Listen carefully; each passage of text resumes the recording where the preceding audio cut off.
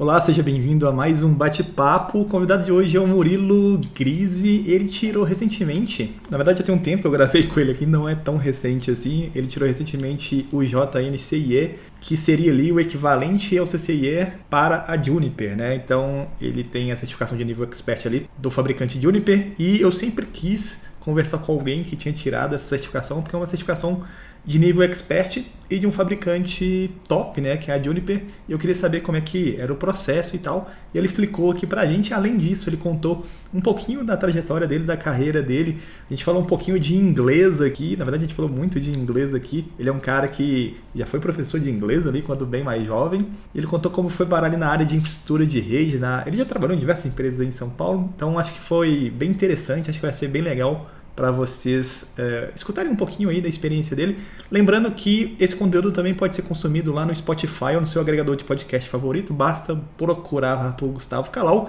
E antes de começar, um jabá aqui no dia... Um jabá meu mesmo, né? No dia, até anotei aqui para não falar besteira. Nos dias 8, 9, 10 e 11 de fevereiro, e após o nosso querido carnaval, a gente vai ter aqui no canal a terceira semana Mão na Massa CCNA. Então eu vou falar um pouquinho aqui de conteúdos que eu ainda não falei, como rede sem fio. A gente vai ter uma temática diferente aí que eu estou preparando para vocês. Então nos dias 8, 9, 10 e 11 aqui ao vivo às 19 horas e 30 minutos aqui no YouTube. Também vou transmitir para Twitch e LinkedIn, você assiste onde você achar melhor. E o que mais?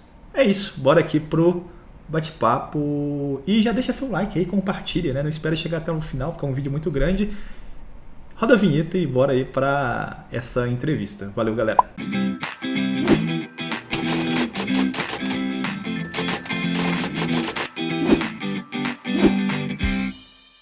Cara, obrigado aí por ter aceito o convite, né?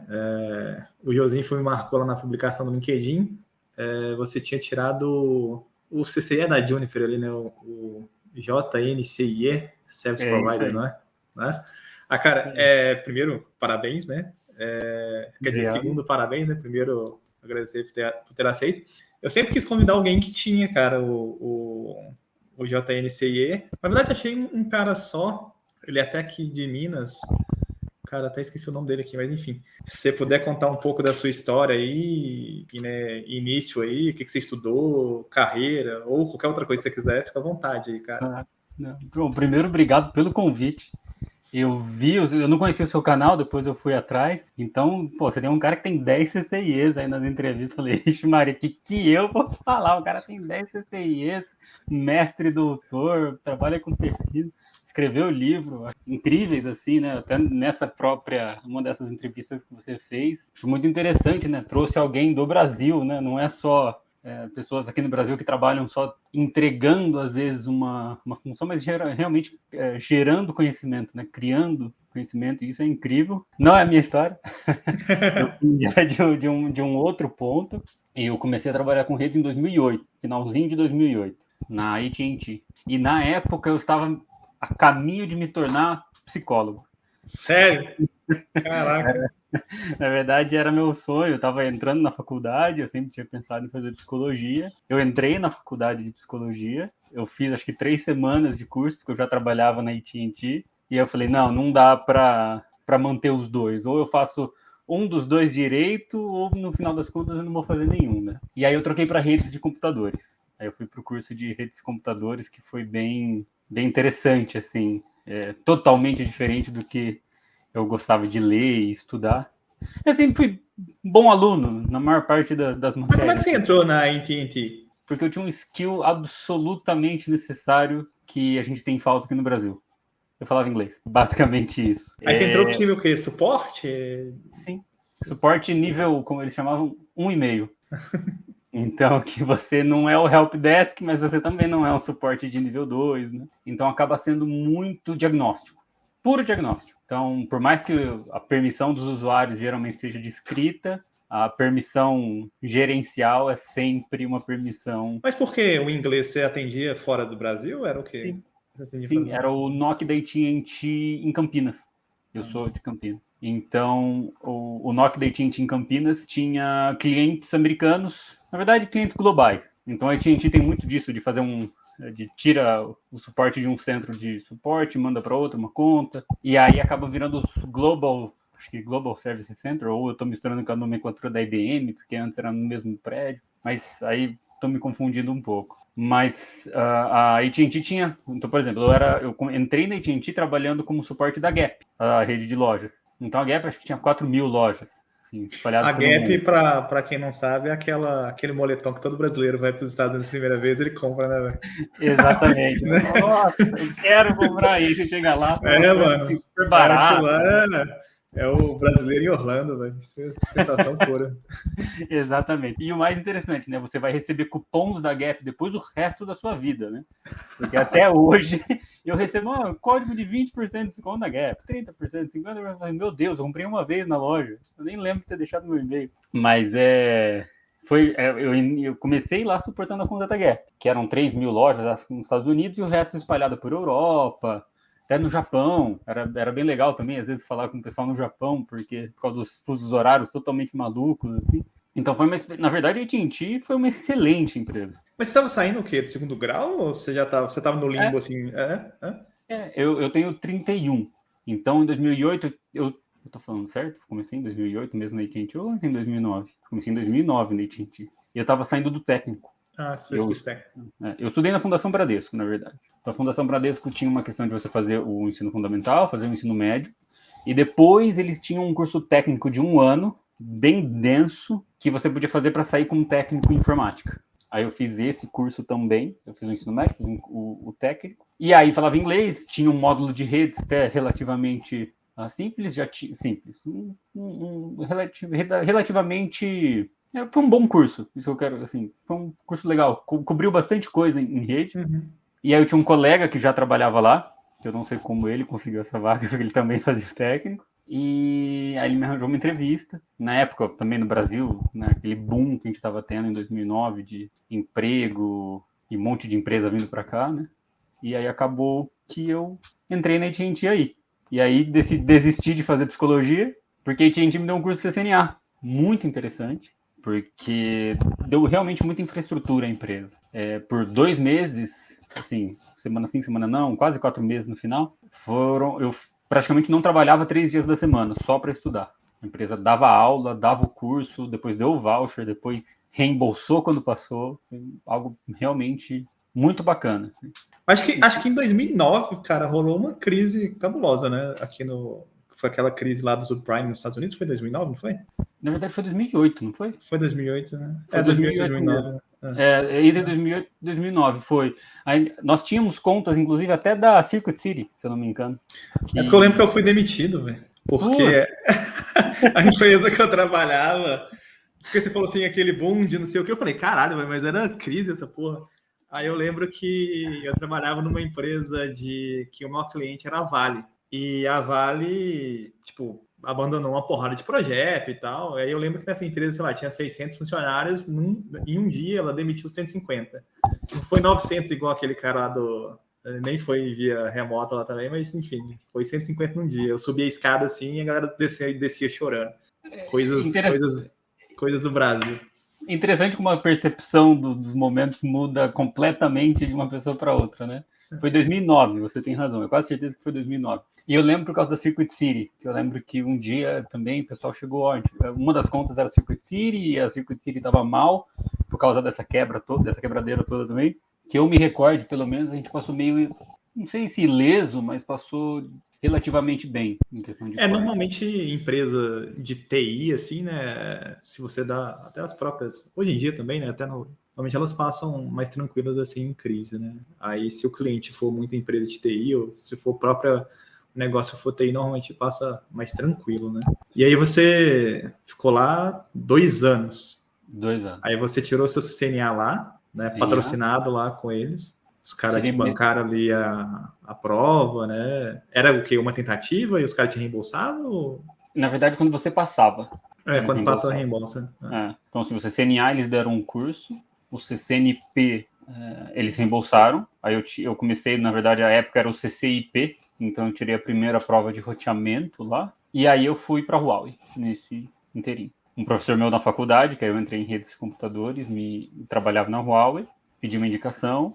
Aí ele me colocou para algumas entrevistas e num processinho rápido de uns 6 meses de entrevistas, eu entrei na Huawei. Eu falo Huawei, para quem não tá entendendo aí o que o Murilo tá falando, eu vou traduzir aqui para Huawei. Não sei se todo mundo fala Huawei, mas enfim, quem trabalha lá chama de outro nome, né? Huawei. Na época eles fizeram até uns videozinhos promocionais, como falar Huawei. Eles colocavam como se fosse um espadachim, cortando mesmo. Não era muito bom, não. Eu lembro que nessa época, sei lá, pelo menos o que, 2000 e... Não, era bem antes. Foi 2005, 2006 que os caras começaram a chegar aqui. Eu lembro que era bem... A galera tinha um preconceito gigantesco, né? Mas a gente tinha passado um tempão, né? Ela não era o que é hoje, né? Eu lembro que a gente chegou a ter uns equipamentos lá, quando ele botava, subia o iOS, assim, da Cisco, assim, nos primeiros. Eu falei, porra, essa história aí, ela reverbera em vários lugares, assim. Muitas pessoas com quem eu conversava falavam exatamente isso. Pô, mas é porque apareceu aqui, você dá enable? Mas eu já entrei numa época, né? Foi 2010, se não me engano, que eu entrei na Huawei. Foi 2010. Bom, agora acertei. O seu LinkedIn tá aberto aqui, por isso que eu tô falando, né? Entendi. Então eu entrei na Huawei, já era uma empresa mais estabelecida. Ainda existia, assim, sempre. Eu acho que até hoje ainda existe às vezes alguma resistência por algumas pessoas, mas já era uma época mais estabelecida, o equipamento era muito bom, já estava usando o NX40. Porque também rolou aquela parada da HP, né? A H3C lá, né? Que era a joint venture lá da HP com a Huawei, e depois até os comandos são bem com Air, assim, né? São bem parecidos, quer dizer, são iguais praticamente, né? Sim. Porque ela meio que absorveu ali também essa parte da HP, do SO ali e tal, né? Eu não sei se estou falando merda, mas os comandos são praticamente iguais, né? Eu já trabalhei com HP e os comandos, os display, interface, VPN instance. Eu não tenho certeza a questão da história de se uma empresa adquiriu a outra, se depois separaram e cada um ficou com a sua parte. Mas o CLI realmente parecidíssimo. E lá você foi mexer com suporte também? Lá eu fui trabalhar com engenharia e rollout mesmo, e desenvolvimento de solução mesmo. Mas aí você pegava, sei lá, você era pré-venda, pós-venda? Pós-venda. Mas você pegava os caras vendiam lá e implantar. Exatamente. Foi um período divertidíssimo da minha vida. Faço ideia, né? Os caras vendem tudo no slide, né, velho? Não, isso aí é maravilhoso. Maravilhoso. E isso é praticamente qualquer empresa, tá? Muita gente aí, assim, vender é sempre algo que, né? Mas o mais interessante nessa época de Huawei, na AT&T, como eu falei, era só comando de show, né? Era só diagnóstico, não tinha autorização para configurar nada. Eu acho que teve uma vez que eu fiz uma configuração e, assim, não deu muito tempo. Um dos diretores veio do meu lado e falou assim, tá, o que você fez aí? Entender. Porque, assim, não era, assim, não deu nenhum problema. Ele falou, beleza, precisava que alguma coisa acontecesse e tal, mas em geral não era encorajado. Mas lá você ficava fisicamente lá em loco, lá no NOC da vida, cheio de tela, telão. Sim. Não era telão, né? Porque não tinha telão, mas eram umas bancadas enormes na AT&T, e aí sentava todo mundo um do lado do outro. Era bem divertido, era uma turma muito próxima. E aí quando eu fui para a Huawei, foi o oposto, né? Porque assim, quando a AT&T cara, você tem que ter absoluta noção de tudo que você está fazendo aqui. Na Huawei eu cheguei e falei assim, vai para o laboratório aqui trabalhar. Vai testar a solução. Então tá aqui gerador de tráfego, tá aqui os roteadores na sua frente. Eu nunca tinha praticamente visto o roteador na minha frente, eu tinha visto uma ou duas vezes, assim. De repente eu tinha vários roteadores na minha frente. Um monte de fibra, cabo, switch, outros vendors do lado. E aí, essa época foi muito divertida, que eu comecei a trabalhar com teste, depois desenho de rede, né? Aí começava a desenhar projeto, fazer documentação, defender com o cliente. Aí foi um período de aprendizado, assim. Não que na AT&T não tivesse também, tinha sido muito. Mas aí na Huawei também foi um período de aprendizado incrível. Porque... Eu tô olhando aqui pro LinkedIn porque eu tô fazendo umas contas de idade aqui, cara. Você tava o quê? Com 19, 20? Com 20 anos quando eu entrei na Huawei. Caralho. Muito novo, velho.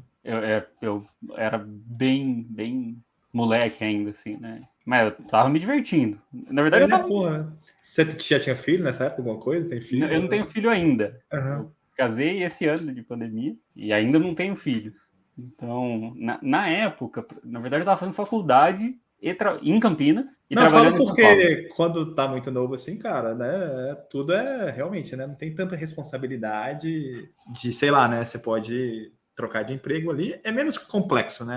Talvez a palavra menos complexa a vida ali, né? Não, você não pesa as coisas da mesma maneira. A gente pulou um negócio aqui que você não falou, mas também eu vi que você foi professor de inglês, né? Isso. Na FISC aqui, né? Na FISC.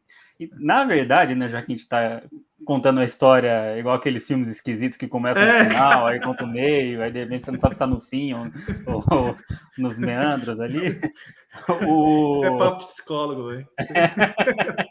Exatamente. Antes da FISC ainda, que foi também um período de aprendizado legal, eu trabalhei como estagiário de RH, com 16 anos, num órgão público, no CTI Renato Archer, na época o Centro de Pesquisas Renato Archer em Campinas. Foi uma ótima experiência também, até para saber muito o que eu não queria da vida, porque o trabalho administrativo, que era algo que eu via como talvez uma realidade para mim, quando eu trabalhei no Sempra, eu tive a oportunidade de vivenciar isso, e eu percebi que não era para mim. Também me diverti muito, porque aí faz muito amigo, tinha um monte de estagiário, pessoal novo, então também foi um período muito legal, e principalmente, eu estava ganhando meu dinheiro. Mas você tinha feito intercâmbio, alguma coisa assim? Como é que foi a parada de aprender inglês, assim? Cara, eu comecei a estudar inglês. Eu sempre gostei muito de inglês. E eu fui de uma geração que teve videogame, computador muito cedo. E na época, né, a gente acabava só jogando joguinho em inglês.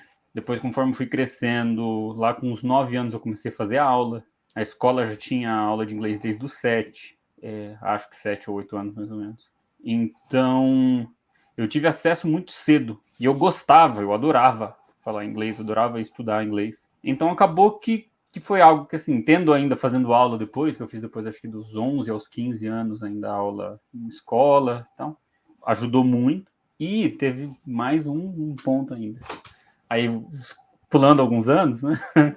Antes de eu entrar na FISC, e depois que eu saí desse estágio nesse órgão público, a Fundação Bradesco estava com um convênio com uma empresa da IBM. E essa empresa da IBM queria treinar pessoas para falar inglês, porque ela precisava de gente para trabalhar com suporte. E aí fizeram algumas entrevistas para ver pessoas que já tinham um nível de inglês um pouco mais avançado para fazer a questão de aperfeiçoamento de conversação, e eu acabei passando. Eram 13 alunos no total. E aí eu fiz esse curso, foi um curso intensivo, super incrível, e só que no final, no último dia praticamente de aula, essa empresa chegou pra gente falar assim, nosso contrato com a IBM acabou, a gente não tem mais as vagas. Eu falei, todo mundo ficou naquela, né, ok, não vamos trabalhar. Mas aí, nesse meio tempo, um colega meu, um amigo meu, um grande amigo meu, me indicou, falou, na FISC estão precisando de professor, por que você não tenta? Eu tinha 17 anos, acho que a FISC viu, ele fala inglês bem, ele com certeza vai cobrar muito barato.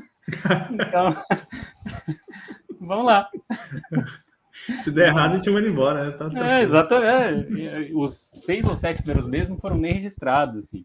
Eles me deram normal. 2 turmas e me deram um monte de monitoria. Vem aqui, recebe um pouquinho menos. Eu tinha 17 anos, cara. Tá bom, né? Queria ganhar uma grana. Eu queria ser explorado, né, cara? Exatamente. Você não liga, a verdade é essa. Você não liga. Ainda tira onda ainda, né? Tô ganhando dinheiro, né? Essa parada do inglês na nossa área realmente é complexo porque, enfim, né, eu pego muito aluno assim e a galera, as provas são em inglês, né? E dificilmente hoje em dia acho que as provas vão ser traduzidas. Cisco, nem pensar. Cisco já tem 4, 5 anos que ela não traduz nenhuma prova dela para português. Tem lá chinês simplificado e inglês. Não vai ter português. A última prova em português, sei lá, tem 6, 7 anos. E aí a galera fica com receio, né? Enfim, eu nunca trabalhei numa empresa que eu tinha que ter como língua ali no meu dia a dia o inglês. Uhum. Eu queria que você contasse um pouco do nível de inglês para você dar esse suporte. Se era tipo um nível de vocabulário, se era um vocabulário mais técnico, menos técnico. Assim, é lógico que todo vocabulário vai ajudar, mas sei lá, para um cara que está começando, é de assustar ou não? O cara consegue com nível. É lógico que você faz entrevista também, né? Enfim. Mas eu queria saber o nível de vocabulário ali, então. Essa é uma pergunta muito, muito interessante, porque na resposta prática, né? A resposta teórica é sim. Você precisa de um sim, aliás, foi ótimo. Você perguntou o nível, eu respondi sim. Né? Que nem... Fale sobre o que você acha, sim. Não é isso. O nível é alto, teoricamente, porque você tem que entender alguém. E americano, principalmente, fala rápido no telefone, com aquela coisa meio mutada ainda dele atendendo o telefone aqui, às vezes, dependendo, porque era loja, então gerente. Então vira meio um caos em alguns pontos. Eu vou contar uma historinha aqui, só te interrompendo, tô igual o Faustão aqui. Uma vez na minha vida, eu precisei falar no telefone em inglês. Foi a primeira vez que eu fui viajar para fora, isso foi quando eu casei em 2013. E aí, naquela época, o dólar tava caro pra caramba, tava 2,50, 2,30, né? Tava um absurdo, né? Obrigado aí, né, Bolsonaro? A gente tava fazendo... É! Você volta na rua, volte no dólar bicho! real. Não é possível, né? Fora Lula. Enfim, sei lá, acho que era Dilma já, né? Aí, a empresa que eu queria trazer uma bike, ainda que é muito caro, eu falei, vou trazer uma bike. Naquela época também não tinha negado a passagem, né, da bagagem. Era 2 bagagens de 32 quilos e no tamanho que você quisesse. Então eu não ia pagar taxa extra de bagagem. Aí a gente caiu não, vamos deixar cobrar bagagem que a passagem vai ficar mais barata, né? Empurraram essa aí. Parabéns também de novo. Mas voltando aqui... Só vitória. Só vitórias, né? Só ladeira acima, né? Estão vendendo cada coisa pra gente. E tem os caras que acreditam até hoje, né? Vamos tirar direito trabalhista que vai ficar mais barato. O salário vai aumentar. Vai. Não, e a economia vai se recuperar. É mágico. Vamos tirar o 13º, que o seu 13º já está embutido no pagamento. Vai aumentar. Vai lá, filhão. Acaba o sindicato, mas enfim. Voltando aqui para 2013, e aí eu precisei reservar lá para o cara já deixar reservado. E aí o cara pediu meu e-mail. Aí precisava ligar, né, e tal. Não era só tinha um contato telefônico e tal. Aí eu liguei, conversando com o cara. Até na época comprei uns créditos lá no Skype, enfim. E aí o meu e-mail é gustavocalau@gmail.com. Aí o K e o Q são muito parecidos, não é? A pronúncia, assim, né? Eu não conseguia falar a porra do K, velho. O cara não conseguia entender o K. E aí, o que ele fez? Ele chamou uma funcionária dele que fala espanhol. Aí eu falei, eu não falo espanhol, caramba. Tipo, ele acha que português e espanhol é a mesma coisa. Mas, enfim, eu consegui me virar lá. Mas, realmente, falar com o nativo americano ali e os caras com pressa e tal, no dia a dia ali. E olha que foi uma experiência. Mas você pega o cara puto, né? No suporte, assim, ou o cara com alguma coisa em queda ali e tal. Mas, enfim, continua aí. Não, esse ponto é essencial. Implementa, assim, porque uma coisa que eu também percebi que muitas pessoas nem têm esse nível de inglês ultra avançado, mas elas têm confiança. Então, assim, a diferença quando você tem uma confiança, como você fala, você pergunta honestamente para a pessoa assim, você pode repetir, por favor? Não? E você não se sente um burro de estar perguntando, ou você pode repetir. Você é tipo, cara, eu sou uma pessoa, como outros americanos provavelmente perguntariam o que você acabou de falar, porque isso é uma conversa por telefone. Às vezes aqui eu vou falar alguma coisa numa chamada HD, sei lá, a banda que estou consumindo aqui. Isso já 10 anos depois. Então, também tem um pouco disso, assim. Principalmente nós, quem não é nativo, que não fala inglês nativo, tem isso. Hoje eu trabalho com europeu, hoje eu trabalho com outras culturas e às vezes eu percebo isso. Não é exclusivo do brasileiro. Todo mundo se sente um pouco inseguro quando fala numa língua que não é a sua língua nativa. Então, eu acho que parte da coisa você sempre tá com aquilo na cabeça de que você tá fazendo o seu melhor e que você realmente quer ajudar a pessoa. Isso você tem que entender. Não é um crime não falar uma língua nativamente não bem. Na entrevista, assim, provavelmente você deve ter tido alguma parte ali em inglês, se não toda. Você fez entrevista com um brasileiro ou com um americano? Na AT&T eu fiz entrevista com um brasileiro. Então, aí foi mais de boa do que o dia a dia? Ou... é sempre mais de boa. Sempre mais de boa. Sim. Então, sei lá, você passando ali na entrevista ali com inglês, sei lá, intermediário, ali no dia a dia você vai pegando, então. Vai. Eu participo ainda, agora desmembrando mais uma linha aí nessa conversa, eu participo de um clube que chama Toastmasters, que é um clube de oratória, que existe, principalmente americano, né, aqueles formatos americanos, rígidos, não rígidos, mas muito super documentados. E eu participo desde 2014, e em 2014 eu entrei nesse clube aqui em São Paulo, que era um clube em inglês.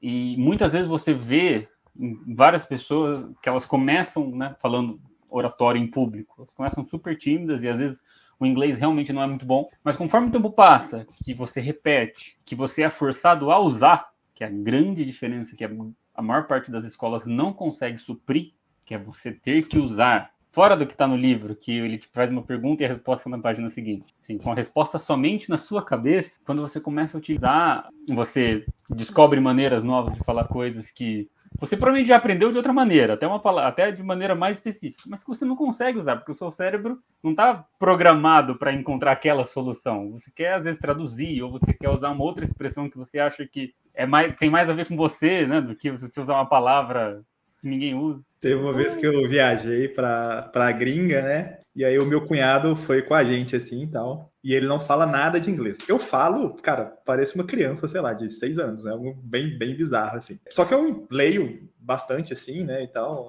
Mas eu não consigo aplicar porque eu não treino, né? Não treino a pronúncia e tal. Então, cara, não consigo. Eu me esforço, mas eu preciso voltar a fazer aula, né? A conversar. Porque só assim que eu não... Eu vou aplicar ali o que eu aprendo ali na gramática e no meu vocabulário. E aí uma vez ele ia ter o primeiro filho dele, assim. Aí a gente tava viajando e tal, ele falou, vou fazer um enxoval aqui, na época que o dólar também tava baixo, naquela época boa. Aí o cara, ele foi e comprou um monte de roupinha no Walmart. Essas roupinhas mais de dia a dia assim e tal. E foi, sei lá, velho, foi muita coisa e tal. E aí ele passou o cartão. Na época a gente ainda levava aqueles cartões de débito, que o IOF era bem mais baixo, né? E aí ele passou, aí a mulher do caixa, cara, não passou. Aí ele falou, não passou? Aí ele passou um cartão de crédito. E ele trabalha no Itaú. Até hoje ele trabalha no Itaú. E aí passou e tal, ok. Aí a gente foi para casa, né, que a gente tava e tal. Aí foi checar no extrato, no negocinho dele lá. Falou, putz, fui cobrado 2 vezes. Fui cobrado no cartão e no outro cartão. Mano, aí eu falei, beleza, vamos lá reclamar e tal. E eu fui tudo com script assim na minha cabeça, cara, do que eu ia falar e tal, né? E aí chegando, porque eu que tinha que falar, eu era o mais fluente ali da turma, era eu. Mano, eu cheguei lá com a parada na minha cabeça. Na primeira frase que o cara do Walmart falou, já me quebrou inteiro, velho. Aí eu falei, mano, eu tava preparado para falar uma parada. O cara já me quebrou. Aí, tipo, eu olhei assim pra parada, assim, e vi algumas palavras, e eu consegui formular um negócio mais bonitinho e tal. Enfim, no final das contas não resolveu nada, porque ele teve que, como ele já trabalhava em Itaú, ele conseguiu cancelar lá e tal, mas o cara do Walmart falou, cara, não tem o que fazer, é só aguardar mesmo e tal, vai ser estornado e não sei o quê. Eu falei, beleza. Mas foi muito aquele problema mapa-território, né, cara? Porque, tipo assim, você vê no mapa, é bonitinho, ali e tal. Quando você chega no lugar, você fala, caralho, não tem a menor condição, o mapa tá todo errado, né, cara? É muito diferente a realidade, assim, né, cara? E é o exemplo perfeito. Assim. Você provavelmente aprendeu muito mais nesse tipo de situação que você é colocado à prova, né? Você tem que cara, dar eu um lembro jeito de até falar hoje, ali. velho. É muito interessante, cara. Assim. Mas o modo turista do inglês é muito simples, né, cara? O modo profissional é um pouco mais complexo, porque o modo turista é muito engraçado, cara. Tipo, teve uma vez que eu entrei num lugar, tava só eu e minha esposa. E era um lugar mais, tipo, de viagem, assim, de casal. Aí o cara mandou, tipo assim, Feliz Lua de Mel, quando a gente saiu, né? Aí eu mandei um For You Too. Aí o cara... Como assim? E foi no automático, sabe? E aí eu saí, eu falei, putz, cara. Aí a minha esposa, o que foi? Eu falei, nossa, expliquei pra ela, ela falou, nossa. Eu falei, foda-se, né? O cara nunca mais vai me ver, mas enfim. Mas a parada do inglês, ela intimida bastante. Pra prova de certificação, de um modo geral, eu falo pros caras, cara, tipo assim, você consegue entender a questão? Você não vai precisar falar, você não vai precisar escrever, você vai precisar entender a questão. Então, teoricamente, é mais simples, mas você precisa aumentar seu vocabulário, pelo menos técnico. Para aumentar o vocabulário técnico, você tem que ler as questões em inglês e entender o que elas estão falando. Então, você tem que saber o que é a diferença de um must para um can, né, a obrigatoriedade ali e tal. Essas nuances você tem que saber. Você precisa ser um cara fodão em inglês e falar e entender tudo? Não. Mas ler as questões, aí vem aquela polêmica, né, que a galera fala que não existe, né? Não existe um inglês técnico, né? Para a prova de certificação, eu acho que dá para a gente levar uma linha ali de alguma coisa mais técnica, né? Eu acho que existe, sim, inglês técnico. Você não consegue aprender ele, assim, uma escola, porque alguém vai ter que ensinar regra gramatical quando você estiver estudando inglês. O que eu acho que é muito, às vezes, complicado nas áreas, assim, para você estudar para uma prova de certificação. Quando você começa a chegar no nível IE, ou até no nível P já, muitos dos cursos não são mais cursos, como posso dizer, vários desses cursos eles não são mais cursos, na verdade, eles são livros. Então, quando eu estudei, cheguei a tirar o CCIP. Eu, inclusive, falhei 2 vezes no CCI. Eu sou ótimo em reprovar em prova expert. Mas no Lab? no Lab, 2 Você vezes. fez o lab? Fiz assim, ó, com dinheiro, 2 vezes. E por mais que eu tenha me preparado muito mal para as 2 vezes que eu tentei um CCI e reprovei, eu me preparei mal na questão do ponto de vista CLI, porque a maior parte dos livros do Reading List do CCI eu realmente estudei. E muitas vezes eu vejo que isso às vezes falta. Para muita gente ler, por exemplo, o tal do Internet Routing Architecture lá, do Sanhalab lá. Cara, é um livro incrível. Eu tenho ele aqui. Aqui, Esse ó, livro. tá aqui. Tá não dá pra ver porque tá comendo aqui, mas aqui é o último da esquerda ali. Entendi. Esse livro é ótimo. É um excelente livro. Assim, e por mais que o inglês técnico vai te levar pela maior parte do livro, você vai perder algumas coisas.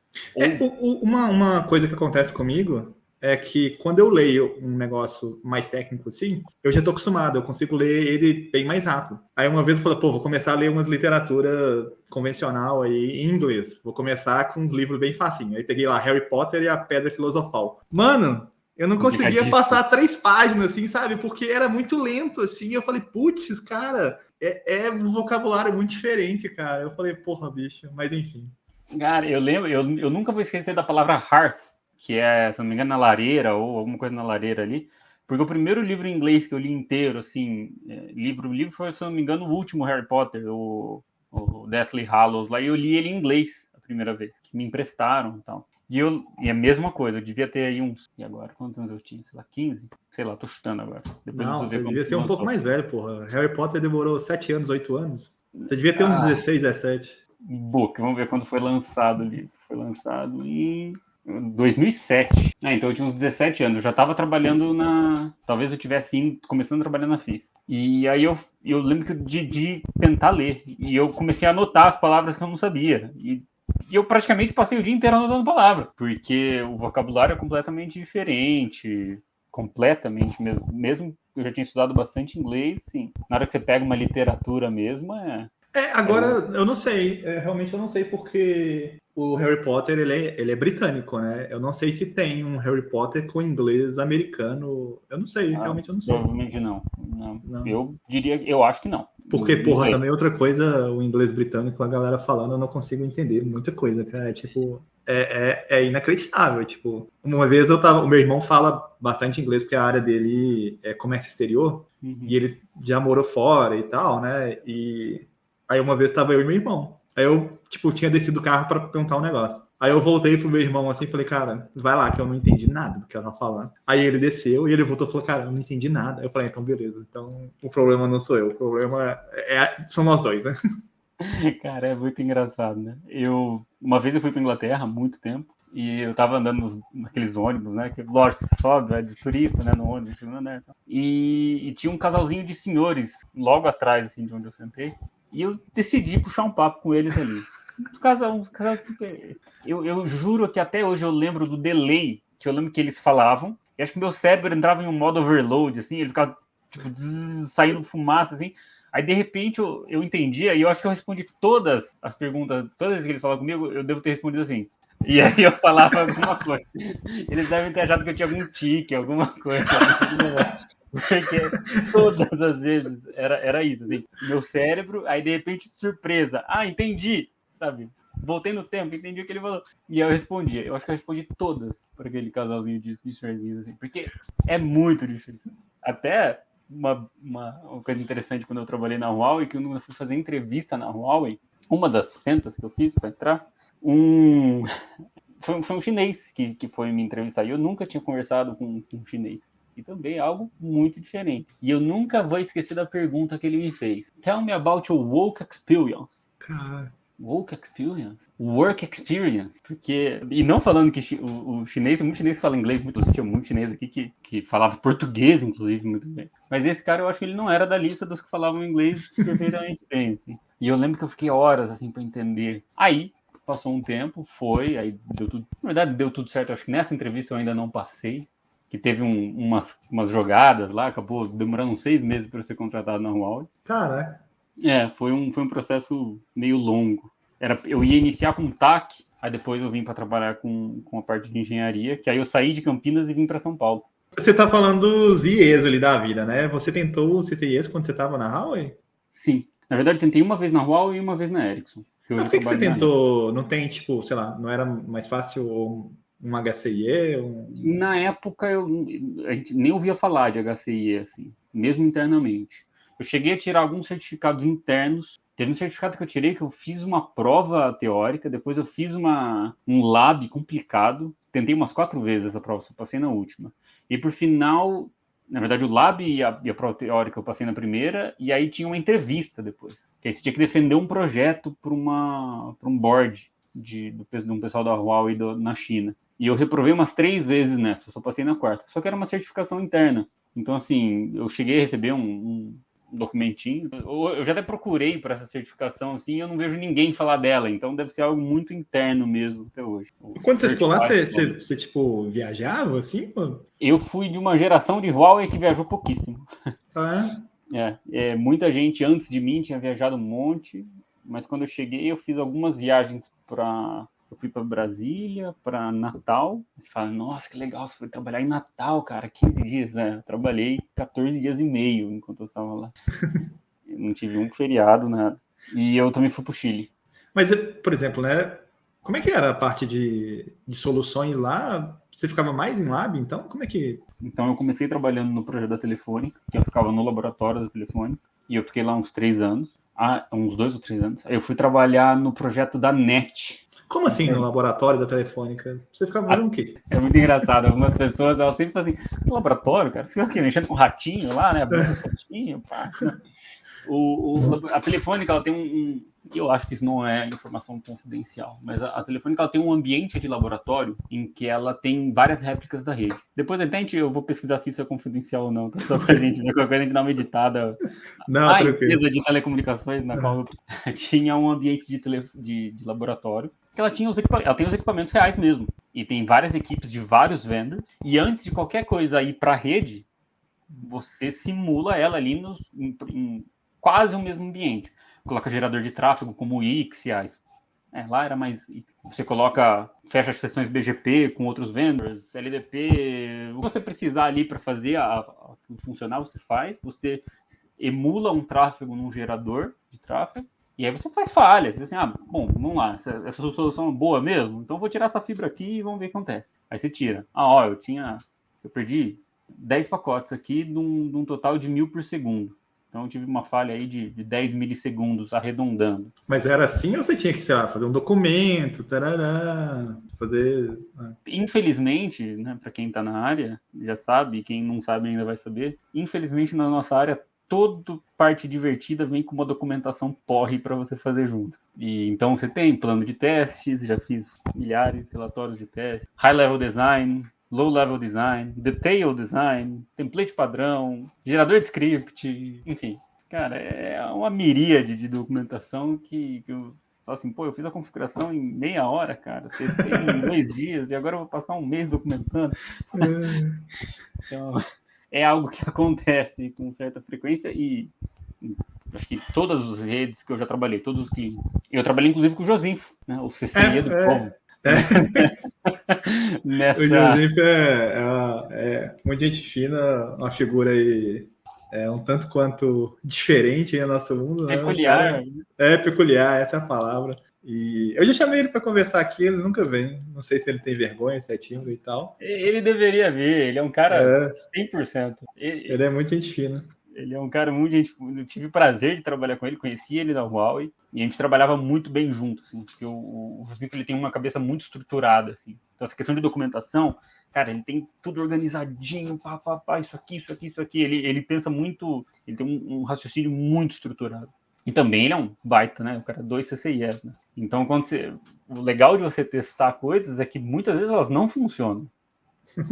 Quando elas não funcionam, você tem que realmente colocar sua cabeça ali para fritar. Porque, peraí, eu coloquei o que estava no guide aqui e não funcionou. Então, o que está acontecendo? E quando você acha um bug, cara, para você conseguir convencer alguém que aquilo é um bug, achar uma solução, achar um workaround, foi um período incrível de ter trabalhado na Huawei, porque a gente via muito disso, assim, rollout ou teste ou o que for. Você está falando então que o Huawei é muito bugado? Tô zoando. Não. Sabe o que é interessante? Eu encontrei muito bug assim, na Huawei. não por equipamento ser muito bugado, mas porque eu testei muita coisa que tinha acabado de sair do forno. Então, assim, teve um patch de um produto, o meu reporte criou o patch 001 do produto. Caraca. Então, assim, foi o primeiro de todos. E o mais interessante é assim, não é que a Huawei é bugada. Primeiro que a Huawei tem uma agilidade de resolução de problema que é algo que tem que achar, assim, tem que falar, olha, isso é algo positivo na empresa. Normalmente as empresas que querem se posicionar melhor no mercado, né? Não são líderes e nem nada. Cara, tem empresa que eu já trabalhei assim, tipo, era o X. Mano, o cara fez um firmware pra gente, velho. Porque precisava de uma feature lá que tava meio zoada, assim. Ele não aceitava IP secundário no VRP, esse sistema operacional. Aí a gente foi, reportou, a gente precisa. Aí falou, cara, vocês são o único que precisa disso. Vamos fazer um filme pra vocês. Fizeram, cara, um filme pra gente, cara. Tipo assim, sei lá, uma semana entregaram a parada. E a Huawei, na época, quando eu entrei, ela ainda era mais assim, ela era muito reativa. Então, acontecia um problema, ela chegava lá. Depois de um tempo, começou a ter uma organização interna maior. E aí já começou a ficar bem mais resiliente, assim, até lançamento já bem mais controlado. É que, assim, eu entrei aí, você falou 2005, mais ou menos, a empresa deve ter chegado no Brasil. Eu não estava lá na época, mas eu imagino na minha cabeça que seja isso. Aí eu entrei lá para 2010, 2011, que você já está amadurecendo a empresa, né? Já está tendo projetos. Assim, por um ponto, né? Ter essas correções é legal e se for ágil é mais legal ainda. E por outro lado é que toda correção em um firmware novo, provavelmente você vai ter que botar seu equipamento, né? E aí para botar o equipamento é foda, velho. Aí Cara, eles têm um hardware muito bom. Isso eu tenho que tirar. Tinha muito patch que chamava de hot patch. Muito. Não precisava botar, né? Você não precisa botar. E eu já tive problema com outras empresas em questão de desenvolver uma correção para bug que não resolve. Não vamos dar nomes, mas assim, já aconteceu. Existe um ajuste fino aí. Que ninguém resolve todos os bugs, porque todo produto tem. Ninguém também é tão ágil mais. Eu não sei nem se a Huawei mais é tão ágil, já saí de lá faz algum tempo.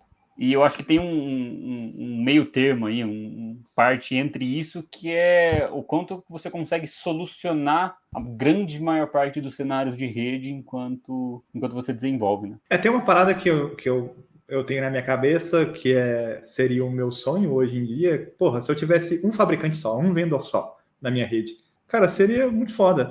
Só que a partir do momento que eu tenho 6, 7, cara, até fechar um portino já fica mais complicadinho, assim, sabe? Porque, cara, uma coisa que era para funcionar, basicamente, às vezes um endereço multicast X lá não tá... Cara, eu já vi fechar loop em port channel, cara, tipo, entre vendors diferentes. E, tipo, Cisco e um outro vendor, sabe? E o problema era na Cisco, cara, sabe? A Cisco não vai me dar um iOS só por causa disso. Ela fala, cara, funciona. Com outro Cisco funciona, com outros...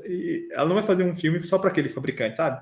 E aí eu tenho que falar, cara, beleza, vou ter que usar sem LSP aqui, só Mode 1 aqui, beleza, vai. Cara, é o que você falou, assim, e aí você acaba tendo que fazer várias decisões que, assim, às vezes um fabricante ele é mais barato, mas em compensação você vai ter que acionar mais um fabricante na sua rede. Então existem, né, o processo de tomada de decisão Hoje a gente não tem opção onde eu trabalho, por exemplo, né, que é licitação, né, empresa pública. Então, o que ganhar ali e tá aderente com o edital ali, com os requisitos, problema, não tem como eu escolher, né? Agora, se é uma empresa privada, se eu pudesse e tivesse orçamento para manter um único fabricante, mesmo nesse fabricante usando protocolos abertos ali dentro, eu tentaria manter até para a rede ficar mais fácil de manter, de configurar e tal. Mas voltando aqui um pouco para a sua tentativa de CCIE, você fez aqui no Brasil? A primeira eu fiz na Califórnia. Você fez na Califórnia? Fui dar um rolezinho, reprovei. Torrar mais uma graninha. E fui encher. Mas na época tava complicado, porque o dólar já tava R$3, cara. Nossa, cara. Filha da puta da Dilma. Nós vamos ter que tirar essa mulher aí, cara. Caraca, vai quebrar o Brasil, velho. Porra, caralho. E a gasolina tava um negócio absurdo, R$2,50. Caraca, bicho. Caralho, botar fogo nesse povo aí, velho. Botar fogo em tudo. Colocar uns adesivos, né, dela. Porra, caramba, bicho. Colocar um pato lá na Paulista. Exatamente. Só os produtos. Aí de cara do Brasil. Exatamente. Hoje tá R$7 e tá tudo de boa, né, cara? Tá tranquilo, né? Esse aqui é um canal todo comunista. Mundo tá ganhando, né? Exatamente. Mas enfim, né? E aí eu fui, né, aproveitei para ir tomei umas, dei um rolê pelos Estados Unidos, foi bem legal. Foi uma viagem interessante, assim. E aí, Mas você fez em São Francisco? Sim. Eu fiz eu fiz em São José, né? Que é do lado, que é uma cidade ovo esquisita demais. Eu não sei, eu acho muito estranho esses lugares que é tudo muito, muito distante, tem que ir de carro pra tudo quanto é lado. Então. E São Francisco já não, São Francisco é muito louco mesmo. Viu gente pelada na rua? Não vi. Fui pra prisão lá, muito louco. Alcatraz. Caraca, eu tenho uma caneca igualzinha essa, velho. Você tem, né? Tem. Pô, mas legal lá. Foi. 2015, mas eu não fui fazer prova, não. Foi só dar rolê assim. Aproveitar. A gente tava lá, eu fui em 2015 também. Você foi em 2015? Caraca. 2015. Será que a gente foi junto? Podia ter se encontrado lá, né? Pois é, velho. Tipo. Só um intervalo ali de 1 em 365. E aí eu fiquei, tipo, acho que 8 dias só, cara. Foi. Eu peguei uma promoção assim, aí, tipo, foi eu e minha esposa. E aí a gente, na verdade, meu irmão também, um amigo dele foi, mas eles foram depois para Las Vegas e tal, e a gente voltou, assim, a gente ficou lá em São Francisco mesmo. Entendi. Lá é muito foda, velho. Só é caro pra caralho, né, velho? Tipo. Nossa, eu lembro, tipo, $2 dava tipo 5, 6 reais. Eu ficava assim, como que eu vou pagar? Não, mas era caro a hospedagem, velho. Tipo, lá é muito caro a hospedagem, assim. Eu fiquei, assim, com Airbnb e tal, pra ficar mais suave, assim. É lá que eu tive a noção de que pegar ônibus é ruim em qualquer lugar do mundo, velho. Que tipo, porra, velho.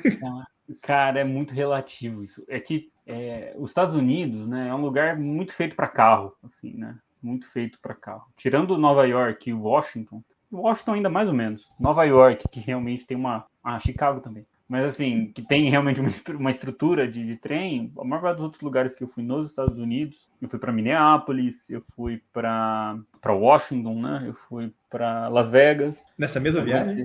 Não, em algumas outras. E eu sempre percebi que coisas públicas, muitas vezes, assim, embora o americano ele cuide muito do que é público, a questão de, às vezes, de infraestrutura pública, transporte público não é o grande foco dele, assim. O grande foco do cara é ter um carrão legal e isso aí. Porque é diferente de você estar na Europa. Madrid, por exemplo, eu não sei se é ruim pegar ônibus, porque eu só peguei metrô para absolutamente qualquer canto. Assim. Você anda 2 quadras, tem uma linha. Você anda mais uma, tem outra. E aí você anda mais uma, tem mais uma estação que junta as 2 outras que você já estava e tem mais uma terceira ainda. Só assim, caramba, né? Você não precisa de carro. Né? Mas São José você teve que pegar carro para ir lá fazer a prova e tal, ou não? Sim. Aí eu aluguei um carro, eu fiquei 3 dias só, um dia em São José e 3 dias em São Francisco. E aí depois eu continuei a viagem. Mas aí você, tipo, fez a parada, tomou o couro lá e continuou a viagem, vida que segue. Sim, vamos beber para esquecer. Resolve o problema. Mas como é que foi a experiência do Lab? Você chegou lá e... Cheguei Você ficou até acabar ou você já saiu antes? Já não, eu fiquei 3 horas depois, porque começou o meu hack deu problema. Ah, era hack físico ainda? Eu acho que era mix físico e lógico. Aí já deu problema. Então demorou a minha prova, enquanto todo mundo começou a prova, a minha demorou 2 horas e meia para começar. E eu já estava um pouco nervoso, tinha estudado super mal. Eu tinha lido praticamente o reading list inteiro. Então eu conhecia teoricamente ali tudo. Se fosse Huawei, eu tinha configurado inteiro. Mas não era Cisco, né? Eu devia ter prestado atenção nisso quando eu fechei a prova, né? E aí eu fui mal, assim. Eu passei, ainda teve diagnóstico, troubleshooting e aí o lab. Eu passei em diagnóstico, eu passei em troubleshooting, tomei bomba no lab. Aí fiquei puto, continuei viajando pra esquecer. Aí eu falei, putz, e agora? O que eu faço? Falei, vou desencanar. Não trabalhava com Cisco, né? Trabalhava com Huawei. Era uma prova cara. A Huawei não reembolsava.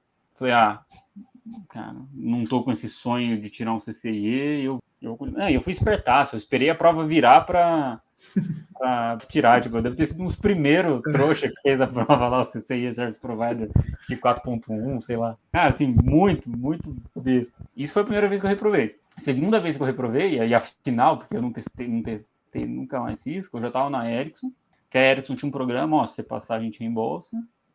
Eu acho que eu estudei mal de novo, né? Não estudei bem. Mas por que tipo, sei lá, a Ericsson... era parceira Cisco? Eu achava que ela era... Ela tem equipamentos também, ou não? Sim. A Ericsson, se eu não me engano, em algumas questões, eu não sei ainda, na verdade, como tá. Não sei se ainda é parceiro ou não é. Mas teve um período que era parceiro Cisco mesmo. Era uma integradora Cisco, por assim dizer. Foi quando eu fui contratado, aliás. Eu fui contratado para tocar um projeto de Cisco. Cara, mas ela vende... Ela é uma integradora que ela também vende uma solução própria, então. Sim.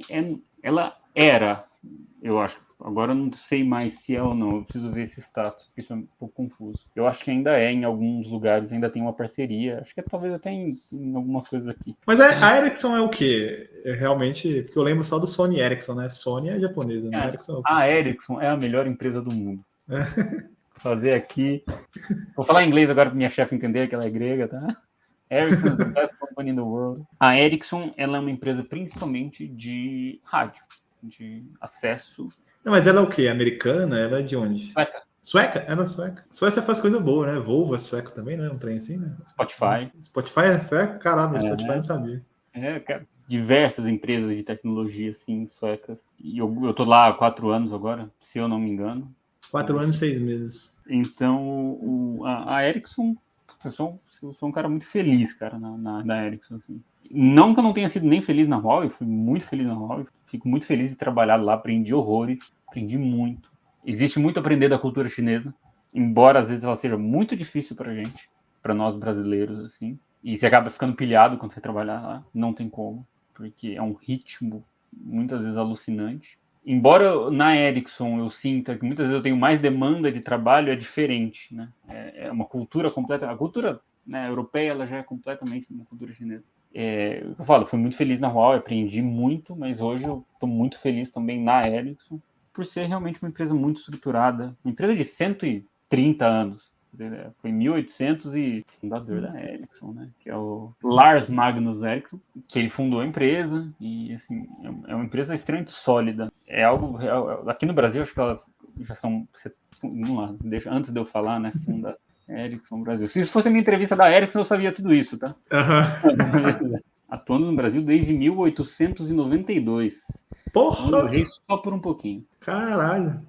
Vendia o que nessa época aí? Fazia o que, velho? Provavelmente telégrafo e telefone, né? Caralho, velho. Aliás, Dom Pedro II foi quem teve o primeiro telefone no Brasil, né? Então, mas provavelmente não era um Ericsson, porque em 1892 já tinha dado golpe nele. A fundação da Ericsson é 1876, quase 150 anos. Porra! É uma empresa que, óbvio, né? A gente não tem nenhuma noção do futuro, mas é interessante você perceber que existe uma raiz funda por trás. Existe um conhecimento adquirido de muito tempo já de empresa. A questão de organização, ressoa muito comigo, pessoalmente. Então, gosto muito, muito mesmo de trabalhar lá. Uma ótima empresa. E agora nós somos parceiros Juniper. Eu tava procurando aqui as minhas buscas. Ericsson, Segunda Guerra Mundial, né? WW2 aqui. Eu tô vendo uns telefones aqui de Segunda Guerra aqui. Olha que interessante. Normalmente essa galera que é muito antiga aí ganhou grana também na guerra aí, né? Tipo, vendendo equipamento de tecnologia, enfim. Com certeza. Tem uns telefoninhos aqui, velho. Porra, velho, que foda. No escritório da Ericsson em São Paulo tem uns telefones antigões. Telecomunicações é algo incrível, a verdade é. É muito foda, velho. História aqui é muito foda. Pra durar esse tanto de tempo, assim, né? Na área tecnológica também, porra, os caras se reinventaram, devem ter se reinventado uma porrada de vezes, né? Exatamente. É isso que eu acho interessante, assim, porque ao mesmo tempo que, né, que é algo, que a gente pensa em algo velho, algo que não muda muito, no ramo de tecnologia não tem como você fazer isso. Ou você se adapta constantemente, ou você é jogado para fora. Né? No segundo CCIE você já estava aqui, que você falou, né? Na Ericsson, né? Você já estava lá. Isso. Aí eu fiz aqui em São Paulo. Aí os caras pagavam, né? Tipo, pagaram? Só se eu passasse. Se você passasse. Foda. Mas enfim, você fazia... Você tinha, sei lá, os caras te daram tempo para estudar, alguma coisa assim? Ou... Se eu pedisse mais, provavelmente teriam me dado mais. A Ericsson é bem interessante enquanto a isso, sim. Você tem que entregar, né? Não tem muita mágica, né? Faça o seu trabalho. Mas a Ericsson é muito boa em mexer nas coisas para permitir que uma folguinha ou outra ali apareça para isso. Então, me deram apoio, sim. Mas a equipe é grande, assim? Como é que é aqui em São Paulo, por exemplo? Eu entrei na Ericsson, estava tendo uma reformulação. Então, assim, as equipes estavam se desmembrando. Então, desmembrando é ser mandado embora? Ou... Também. Foi até esquisito, assim, porque eu entrei e tinha bastante gente bem, bem triste mesmo. E eu cheguei nesse período e depois já teve, assim, já mudei de chefe, depois de uns meses, assim, acho que uns 6 meses, eu entrei, já mudei de chefe, já fui para um chefe que estava na Inglaterra. Minha equipe mudou completamente e aí eu passei a reportar para minha chefe que está na Grécia. E é a mesma chefe até hoje. Mas você pode... Na Ericsson tem opções também de você trabalhar fora do Brasil? De rodar, tem? Eles encorajam, inclusive. Se achar Mas que tem um... é simples, é fácil? Ou, tipo... Ah, Porque tem empresa que tem, mas ninguém nunca consegue, né? Tem não, empresa que fala que tem, mas tipo, porra, nunca consegui, nunca vi ninguém conseguindo. Lá consegue, eu já conheço muita gente que tá fora, que já foi, vários colegas até daqui já foram. Um, inclusive, que votou no Bolsonaro, se ele estiver vendo isso aqui, volta, porque você tem que aguentar Os caras votam no Bolsonaro e vai morar em Portugal, os filhos da puta, velho. Vai tomar, mano, tá de sacanagem, velho. Exatamente, cara. Eu vou mandar esse vídeo depois pro cara. Não... Ah, você tá de sacanagem, mano. Votou no Bolsonaro, que eu sei, que me falou, né? Falou, depois ninguém fala mais nada. Então fica quietinho, tá lá agora curtindo a vida boa, né? Não, é igual um brother meu, velho. Um brother meu, tipo, votou, eu sei que ele votou. Aí agora, tipo, na vacinação, ele, pô, velho, eu tive que tomar Coronavac. A Coronavac. Então eu falei, mano, você não tinha que tomar nenhuma, seu filho da puta. O cara não queria comprar nenhuma. Ele, não votei nele, não. Eu falei, agora você não votou nele. Agora todo mundo votou na moeda, né? Agora todo mundo votou na moeda. Eu falei, mano, tá de sacanagem. Mas enfim. E eu conheço muita gente que realmente foi. Se fosse fácil, eu provavelmente já teria ido. Assim, se fosse, né, trivial. Mas de quando em quando aparece vaga assim, com o pessoal indicando. Assim, eu acabei de mudar também, né? Eu acabei de colocar umas guitarras na parede lá, né? Então, tão bonita ali, pô. A guitarra aqui é uma legal. Não, peraí. Aqui, tá espelhado. Essa aqui eu comprei nos Estados Unidos também, numa dessas épocas que tava bom, né? Eu fui numa... Eu não entendo porra nenhuma de música, mas uma vez foi um brother com a gente e ele curte muito, né? Tem banda e tal. A gente foi com ele na loja de música comprar. Eu falei, caralho, dá até vontade de comprar, velho. Porque é muito legal, cara. Olha só, eu sou péssimo tocando. Eu tenho 2 guitarras, porque é muito bonito, cara. Olha que decoração massa. E você pode trazer na cabine, né, cara? Junto com você, né? Na verdade, eu me ferrei, porque não deixaram eu despachar, porque tinha... Não deixaram eu levar como mala de mão, porque tinha uma questão de dimensão, aí me cobraram uma taxa para despachar. Aí eu falei assim, aí eu comecei a tirar foto da guitarra, né? Porque essa guitarra, ela é fininha, ela parece a guitarra da Barbie. E aí eu falei, se isso aqui chegar danificado, vocês vão ver. Aí não, peraí então. Aí deixaram, aí eu tive que pagar e tive que levar na mão. Caraca! Aí, tipo, paguei, sei lá, $150, na época deu R$330. Hoje dá 1 milhão, né?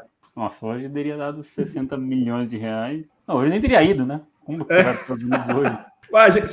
Eu te cortei também e você não falou o tamanho da equipe, cara. A gente foi devagando aqui. A equipe que eu trabalho hoje, tem eu e mais um aqui em São Paulo, um no Panamá. Não, mas o escritório, por exemplo, em São Paulo, é grande, pequeno? Como é que funciona isso? Olha, já veio para São Paulo? Não, já. Mas, tipo... Veio de Idiota, irmão. Tinha um prédio da Ericsson na Marginal Tietê. Caralho! Um prédio famosíssimo.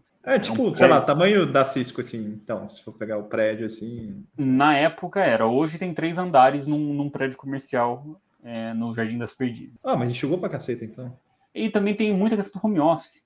Muita questão do home office. Então, assim, a Ericsson já tinha implantado home office antes da pandemia mesmo. Já tinha uma política bastante flexível. E aí, com a pandemia, então, só expandiu. A Ericsson, em junho do ano passado, já falou que até o ano passado não ia ter mais escritório. No meio do ano já falou, ninguém vai para o escritório esse ano. E no começo desse ano falou, pelo visto, vai até o final do ano. Então agora que estão falando de voltar para o escritório no ano que vem, porque agora está todo mundo vacinado e está, né, muito mais controlado do que estava, ainda existe até amplitude aí na discussão de como isso vai ser feito. É uma empresa muito interessante, ela ouve muita questão democrática, assim, então, o que você acha disso? Manda survey, sabe? Manda um monte de pesquisa, e aí, o que você acha disso? Você acha daquilo? Que nota? É bem legal, assim, esse ponto de vista. E aí tem 3 andares no escritório, se eu não me engano são 3.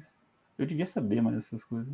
Mas são 3 andares, se eu não me engano, talvez 4, mas com certeza que 3. E assim, é um escritório super moderno, super interessante, cheio daquelas salas novas, com aquelas cadeiras diferentes, ou assim, tem um andar que metade do andar é só mesinha pequenininha para você fazer mini reuniões, falar com alguém, vamos lá em tal andar.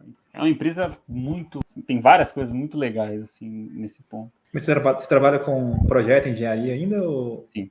Hoje eu estou trabalhando como consultor IP, eu entrei como arquiteto de soluções. Mas para clientes no mundo inteiro ou no mundo inteiro? No mundo inteiro. No Brasil, tenho os mesmos clientes que eu tinha de época do Huawei, praticamente. As grandes operadoras do Brasil. Né? Já fiz projeto na Noruega, Já fiz projeto no Caribe, já fiz projeto na América Latina, em vários lugares. Na Europa, em vários lugares, né? Não só na Noruega, até na República da Moldávia, vários lugares diferentes, assim. Mas remoto ou Infelizmente, indo? infelizmente, desde a pandemia, antes da pandemia, eu cheguei aí. O que eu fiz de viagem? Eu fui muito pro Rio de Janeiro e, e eu fui pro Caribe. Caribe é bom, né? Pô, foi legal. Assim, de trabalhar também. Tá? Foram 21 dias que eu trabalhei, tipo, 20. Mas, puta, eu peguei um hotel de Ah, lá é tudo de frente pro mar, né, porra? Não Cara, tem. eu fui pra Antígua, né? Antígua e Barbuda. Fiquei na ilha de Antígua, né? A Europa em si tem muito essa questão de diversidade cultural. Então, assim, no mesmo projeto tava eu, esse amigo que é salvadorenho, mas mora no Panamá.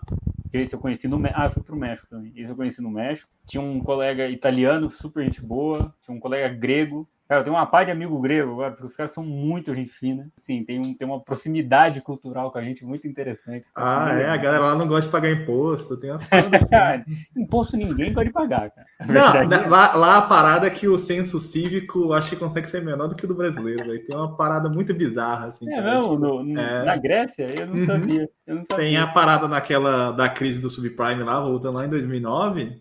Tem alguns livros, né, relatando sobre a crise, né? Aí tem uma pitadinha lá na Grécia, lá, né? Que a galera... E aí os relatos da galera falam, cara, tipo assim, é uma galera que imposto de renda ninguém paga, sabe? Parada, e ninguém é preso, nem porra nenhuma, e enfim, né? A galera gosta de gritar, fumar e beleza, né? E tá tudo de boa. Que Aí interessante, cara. tem umas críticas dessa parada, assim. Tem uma tendência, né? Aí eu não conheço ninguém de lá, né? Mas enfim, tipo assim, a galera com o menor senso cívico da civilização, assim, ocidental, os caras lá, velho. Que interessante, né? Porque os caras são praticamente o berço da civilização ocidental, né? Se for parar Pois pra é. pensar, né? Uhum. Filosoficamente. Deve ser tipo assim, os caras pagam imposto tem tanto tempo, né, velho, que já tá de saco cheio, né? Tipo... Talvez. Quem organizou isso aqui faz uma cara, velho. Porra, vocês não paga vocês aí agora. Chega dessa porra. Eu vou perguntar para o pessoal que eu conheço, os meus amigos gregos. Porque eles são muito gente fina mesmo, assim. Uns caras bem bacanas mesmo, assim. Em geral, não Italiano tem. também é meio assim, né? Italiano é meio BR também, né? Total. Agora não Berra sabe como é mais. que lá funciona, né, velho? Berra mais só, mas assim, na questão de trocar ideia, de conversar assim. Mas a cultura europeia também é diferente da cultura do Brasil. Eu não sei, eu não posso fazer uma análise da cultura europeia, mas é diferente. A gente acaba importando muita coisa americana aqui, na verdade, né? Mas felizmente não tudo, né? Essa questão de direitos, por exemplo, às vezes não tem praticamente direito nenhum, não tem nem direito, nem licença maternidade. A gente tem filhos, tem que voltar a trabalhar no dia seguinte. Não, a gente quer importar isso, caramba. A gente quer importar só as coisas ruins, velho. Pois é. Pois é. O seu segundo CCIE, que você tirou aí. Tirou não, né? Que eu falhei. Tentar fazer ali a segunda tentativa ali na Ericsson. Aí você fez no Brasil também. Service Provider, você tentou de novo? Ou foi Service Provider? E aí, mas aí eu gosto sempre de melhorar, né? Então, em vez de passar em troubleshooting diagnóstico e reprovar no lab, eu reprovei nos 3. Caralho, velho. Aí eu fui ao bombei total, assim. Mas você ficou até o final? Ou você já sabia? Ficou puto? Não, foi fiquei embora? até o final. Não, desistindo disso. Eu só falho. E aí você falou, foda-se essa porra e vou aqui na... Aí mudou a parceria lá da Ericsson lá? Aí principalmente foi pra Juniper. E aí começaram os vouchers de treinamento oficial da Juniper. Aí eu falei, puta, cara, interessante, né? Eu nunca tinha trabalhado com Juniper. Falei, sabe uma coisa? Eu vou estudar aqui. Empresa dando curso, dando voucher de certificação. Vamos embora, vamos estudar. Cara, eu comecei a estudar Juniper. Deram os labs, deram tudo, assim. A própria Ericsson tem um lab interno, para uso interno, muito interessante, que também tem Juniper. Então, hack verdadeiro, né? Real hardware. Pô, foi super legal, cara. Foi um período aí de 2 anos que eu passei tirando os certificados da Juniper, né? JNCIA, JNCIS, JNCIP e aí o JNCIE. Cara, foi uma experiência, assim, a prova, ela é só um pedacinho final ali. E como eu gosto muito de reprovar, eu reprovei a primeira vez que eu fiz essa merda dessa prova também, só pra deixar bem claro. Você fez na pandemia agora? Sim, cara, é lindo. A Juniper tava deixando de sair de casa. A Huawei também, né? A Huawei, ela deixou também, né? Fazer A Huawei também? A Huawei eu não sabia. Uma pessoa que eu conversei que tirou. Ela fez de casa, assim. Ele falou que foi uma tristeza, que tava um delay gigantesco, assim. Cara, a da Juniper, o único complicado na prova é que você usa uma área de trabalho remota, assim. Não é uma área de trabalho remota, mas é mais ou menos essa a ideia. Não, na verdade é uma área de trabalho remota, sim. Que tem um monte de camadas em cima dela.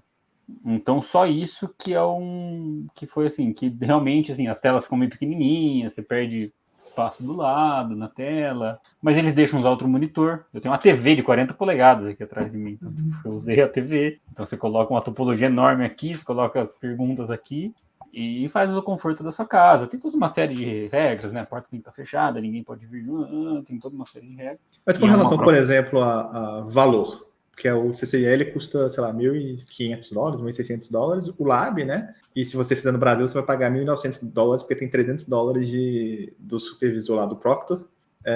O HCIE, se não me engano, é coisa parecida, assim. Só que o HCIE tem uma diferença da Cisco. O Lab, acho que é bem parecido. Hoje, acho que o Lab é virtual, não é mais hardware mesmo, né? Real lá. E só que o HCIE, por exemplo, tem uma segunda fase, que é uma entrevista que você faz com os caras lá. Uma entrevista, o cara vai te fazer umas perguntas lá e você tem que responder. O CCIE não tem isso, né? Você é um dia só, porque antes era até 2 dias, né? Hoje é um dia só. Sei lá, hoje já mudou a prova também, são 2 etapas, antigamente eram 3, né? Quando você fez, quando eu fiz também eram 3 etapas. Só que você tem um dia para... No CCIE? No CCIE. São 3 etapas assim, né? Você tem o troubleshooting, o diag e a config, quando eu fiz, né? E aí tem outras versões e tal. Hoje são 2 só. Hoje é a parte de... Como é que eles chamam? Sei lá, uma parte, sei lá o que, de deploy e a primeira parte de análise, alguma coisa assim. Mudou também. E da Juniper, como é que é? O preço e o modelo da prova, assim? Se eu não me engano, é $1.600 também, preciso confirmar isso. São 6 horas de prova, não são mais 8 horas. E é Lab, config, só. É isso. Então você tem... Mas, por exemplo, tem os tickets, config, tem as tarefas e output, como é que é? Tarefa. Configura isso. Continua na lista de configura isso. Mas, sei lá, host X tem que pingar Y ou não tem nada disso? E no final ele tem uma listinha de tudo que tem que funcionar e ele te dá acesso em alguns CS, mas bem limitado, assim. Você dá ping, traceroute, pouquíssimas coisas em que você consegue realmente olhar. É algo bem limitado para você fazer a verificação. Você tem que estar muito seguro nos comandos ali. Da Cisco, por exemplo, são mais ou menos, sei lá, uns 50 dispositivos. Na Juniper, se eu não me engano, foram alguma coisa em torno de 20. É menos. São menos dispositivos e menos tempo de prova. Então são 6 horas e é isso. E, assim, eu fiquei muito puto que eu não passei na primeira vez. Porque eu tinha estudado muito. As 2 você fez remoto? É uma prova. O Lab, você acessa alguma coisa? Você acessa 100% virtual. O Juniper está muito com essa questão de virtualização agora, né? Quando você, não sei se já tentou emular um Juniper no Uvi, por exemplo, mas você tem o Control Plane e o Data Plane. Você tem 2 caixinhas que você coloca para fazer a parte de controle, que é onde você faz o CLI, e a outra é só o Data Plane, e aí você faz uma conexão lógica dentro do Eevee, por exemplo, para conectar os 2. Cara, assim, é muito difícil falar.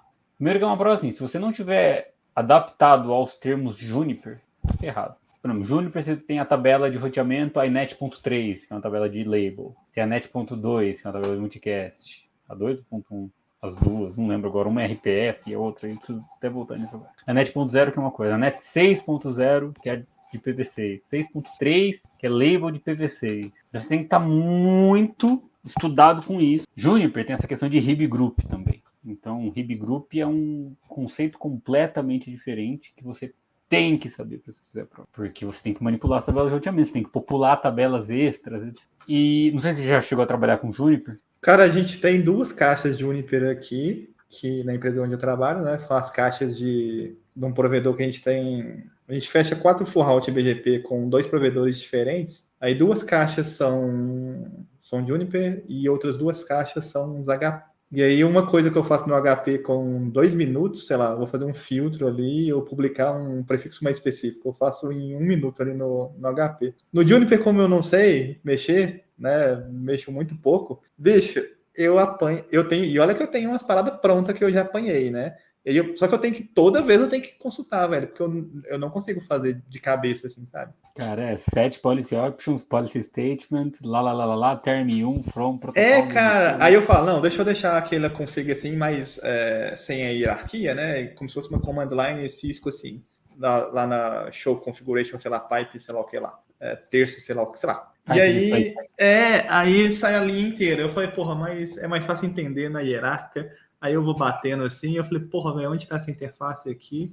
Assim, depois que você acostuma, deve ser uma maravilha, porque na hierarquia ali a config tá toda alocada onde deveria estar, não tem uma aqui, uma lá, né? Sei lá, se é BGP vai estar aqui, se é o SPF vai estar aqui, não tem uma dentro de outra, igual tem Cisco, né, no iOS convencional. Enfim, deve ser uma maravilha, mas até você pegar esse negócio... Cara, eu toquei poucos projetos de Juniper até hoje, assim, né? Que eu fui lá e fiz realmente uma rede inteira de Juniper, eu fiz pouca coisa. Mas para estudar para prova, eu fiz muito lá. Muito. Cara, demora às vezes, assim, para você pegar. É o que você falou, depois que você pega, cara, é muito fácil dar um show protocols easy, show protocol SPF, show routing instance, show. Sim, porque já vem naquele formato, você consegue até exportar em JSON se precisar, você consegue exportar em XML, porque ele já é um formato totalmente hierárquico. Nossa, para configuração de BGP eu acho muito simples. Hoje que eu vejo para configuração de BGP, cara, isso aqui é o export, isso aqui é o import, tá aqui, tá facinho. Ah, preciso adicionar uma policy, pum, já joga o termo lá do que ela faz, já coloca ele antes ou depois na policy. O CLI, ele tem tanta feature que ele fica carregado se você realmente não sabe o que faz. Coisa que eu amo usar em Juniper. Replace pattern. Então, assim, cara, várias vezes, até na prova, você está digitando rápido, então você erra um IP. Você entra lá, eu geralmente entro no nível de hierarquia que eu sei que vai pegar tudo, replace pattern, dou um regex que vai dar match no primeiro, with e o que eu quero colocar no lugar. Porra, cara. Ah, você digitou o Network Entity do ISIS errado, por exemplo. Puta, a área tá errado. 490030, você vai ter colocado 4900 replace pattern, 490030, with e 490020. Pum, mágico, commit. Esse tipo de facilidade do CLI é muito bacana. Os apply path da vida, que eu não sei se agora tem na Cisco, eu acho que tem. Mas, por exemplo, eu quero pegar todos os grupos BGP. Então, você cria uma prefix list e aí você dá, eu quero que você pegue tudo que tiver em protocolos BGP group. Aí você coloca um wildcard, neighbor, wildcard. Então, qualquer novo grupo neighbor que você configurar, já entra na prefix list. Porque ele pega o caminho do comando. Muito mão na roda, muito fácil para você conseguir mexer com isso. Eu acabei virando fã, assim, né? Vou falar fanboy, porque fanboy acho que eu nunca fui de nenhuma empresa, assim, né? De nenhuma, nem da Cisco. Quem me conhece já me viu criticando a Cisco com muito mais ênfase do que eu tô falando aqui hoje. Por mais que tenha equipamentos excelentes. Quando você tá com um negócio na mão e você tem que fazer funcionar, você sabe os perrengues que pode ter ou pode não ter. E isso todas as empresas têm perrengue. Mas a Juniper... Voltando aqui para a prova aqui, curiosidade mesmo, o report sai na hora do... Não, teoricamente não, mas eu falei pro Proctor lá, o Proctor virou brother, aí ele me ligou depois da prova, na segunda vez que eu fiz. Aí ele me ligou e falou assim, cara, eu tô vendo aqui, do que eu vi aqui se passou, e aí aquela sensação de alívio, né? Que agora eu sou um incrível JNCE, que não significa porra nenhuma, vamos ser bem sinceros, é um papel. Né? Se você deixar de estudar, esquece, isso aqui não vai virar nada. Aí o cara me ligou, aquele alívio de, puta, cara, eu consegui passar nessa maldita prova, que eu já tô há 6 anos tentando tirar uma porra do expert, não sai. E aí saiu. Mas você ganha plaquinha, essas paradas também? Sim, eles vão mandar, só que eu mudei e eu burro. Eu tô falando um monte de palavrão, depois você edita. Não, vai ficar aqui, não tem... Aí eu coloquei meu endereço antigo, cara. Esse cara fala, demora uns 2 meses, então agora eu vou ter que ficar indo lá pra ver se chega a plaquinha. Eu quero minha plaquinha, sou o número 30.052. Caraca, é muito pouco. É bem menos. Eu não sei se eu sou o SP 3052 ou se eu sou o JNCE 3052. Mas mesmo que seja só o SP, é bem pouco. É muito pouco aqui, tipo, CCIE já virou carne de vaca, né, velho? Tipo, já tem 60 mil e cacetadas. Muito... Assim, tem uns que... É porque eles também... Né, a gente não sabe quantos realmente tem ativos, né? Sim. Porque, sei lá, quantos são eméritos, quantos... A Cisco... Isso também é jogada de marketing da Cisco, né, velho? Tipo, tudo parado ali para fomentar ali a, entre aspas, comunidade ali e evangelizar a marca. Certificação não deixa de ser isso também, né? É igual você Sim. falou, cara, é um badge ali, um distintivo ali que você tem que, cara, legal, foi legal tirar e tal, mas os caras falam, pô, mas quanto que ganha um CCE? Eu falei, mano, se fosse tabelado assim, velho, ia ser muito fácil. Tira o CCE e ganhou 20 mil, tá ligado? Tipo, É, não é assim, velho. Não é assim. Tem é. um monte de variável, né, cara? Experiência. Na verdade, atualmente, hoje em dia, eu dificilmente eu vejo alguém tirando porque a empresa, tipo, mandou assim, precisou. Normalmente a gente tira pela gente mesmo, né? Tipo, O processo de aprendizado é muito legal. sim, Né? você põe um foco ali e tal, né? Você fica puto quando você não passa, né? E aí você quer aprender ali. Também, às vezes, você vira, dependendo da empresa, você vai virar uma referência também, né? Se não tem nenhum ali. O que pode ser bom, o que pode ser ruim, né? Agora, manda ali porque o Murilo mancha ali de Juniper pra caralho. O cara tirou, Você virou, agora cara. ele resolve. E aí, cara, e você falou assim, o processo de estudar é muito interessante, só que é um papel, não significa nem conhecimento, aliás, porque assim, cara, você falou experiência. Eu toquei pouquíssimos projetos de Juniper, por exemplo. Então, tipo, como vai ter um cara que talvez não tenha um JNCE, mas já tocou 100 projetos de Juniper, o cara tem uma experiência, cara. Tudo é o tanto que você se dedica, não só em ambiente de laboratório, que você tem exercícios específicos, mas que nem falar uma língua. Quando você realmente chega ali saiu do lab, né? Saiu da escolinha de inglês, e você chegou no aeroporto com o fiscal da alfândega, ou chegou no projeto, que puta, agora tem 100 júnior para você configurar, cara. Aí é outro papo, né? Treino é treino, jogo é jogo. Tem uma. Eu tava, como agora eu até lecionava em instituição de ensino assim, enfim, agora estou vendendo curso aí para enganar, para vender curso. Essa parte vai Mas editar, né? eu vou deixar. Não, meu curso é bom, pô. Mas é tipo assim, aí eu tenho lido bastante livro de. Bastante não, sei lá, li 3, 4 livros assim, sobre educação andragogia, né? Que a galera fala que é pedagogia para criança, né? Andragogia para adulto e tal, enfim. E aí tem muito livro ruim também, mas tem alguns legais. E aí um que eu tava lendo, que é tipo assim, o cara fala que o aprendizado tem a ver também com o que é aquilo que nos transforma, né? E acaba que as experiências ajudam nisso, mas tem a ver muito também com recuperação da informação, né? Se você não está usando aquilo, que normalmente na certificação, sei lá, 50, 60, 70% das coisas você nunca mais vai usar, às vezes, né? Você vai usar o basiquinho ali do BGP e tal, o feijão com arroz ali, o SPF, blá blá, se você trabalha em projetos disso, mas uma feature específica da Juniper, uma feature específica ali da Cisco que ela colocou de portfólio, às vezes você nunca mais vai pegar. Aí o cara fala, mas o CCIE tem que saber isso. Fala, porra, não, cara, porque eu nunca mexi com isso, cara. Mal para certificação, eu fui lá e fiz o basiquinho ali para passar, sabe? Eu nunca mais recuperei, precisei recuperar essa informação, então, cara, eu sei onde buscar, é diferente, né? Mas aquilo que você toca ali no dia a dia e tá sempre igual a língua, né? Tem um colega meu que ele morou fora e tal, e ele todo dia tem o hábito de. Eu vejo ele fazendo isso, tipo, pegar o dicionário e tal, e começar a buscar as palavras ali e tal. Eu falei, porra, mano, o que você vai fazer? Cara, morro de medo de perder, velho. E, enfim, ele conversa com pessoas que moraram na época dele. Morou na Irlanda, morou na época lá com ele, fez muitos amigos e tal. Ele falou, cara, eu morro de medo de perder, porque se eu fico, sei lá, uma semana sem praticar, é muita coisa, sabe? E tecnologia, eu acho que a gente aprende aí, que a gente não pratica, que acaba que a gente perde, né? É lógico que quando você for querer buscar isso para um projeto ou para um ticket específico, pode ser que seja mais simples e mais fácil, mas os meninos que estão conversando aqui, os caras têm a ideia errada que o cara é um CCIE ou sei lá, um IE da vida aí, um CCDE da vida, que o cara tem que saber tudo de cabeça, né? E isso na aula é muito complicado, porque às vezes eu esqueço, sei lá, eu esqueço uma parada. Agora eu tô começando a fazer um pouco de live, assim. E, mano, eu falei, porra, bicho, eu não faço ideia, não lembro como é que é essa parada. Eu tenho que consultar, velho. Tipo, pô, você não sabe isso. Eu falei, caralho, velho, calma. Eu posso, eu usou os caras falando, cara, eu posso não saber que eu já passei. Se não passaram ainda, vocês têm que saber, mas eu já passei e não foda-se, entendeu?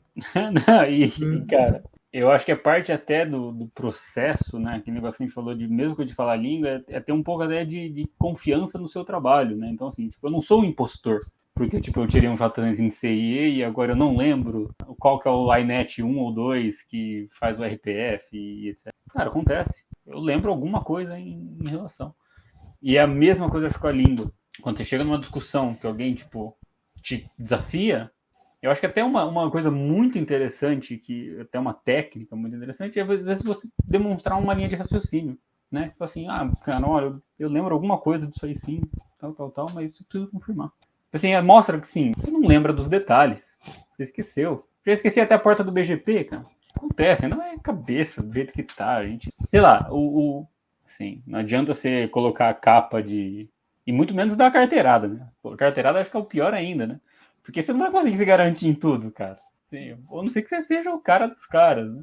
Então é melhor falar assim, não, eu entendo da coisa, eu tirei um JNCE, eu estudei muito, o que é uma baita verdade, eu perdi quase um ano aí de final de semana e dias de semana, e eu fui aprender a fazer na Juniper. Então, não, eu tenho uma credencial que fala que eu gastei muito tempo com isso, mas... E outra, talvez daqui 5 anos não serve mais para nada, que vai ser uma controller que vai fazer, e aí tá todo mundo aí.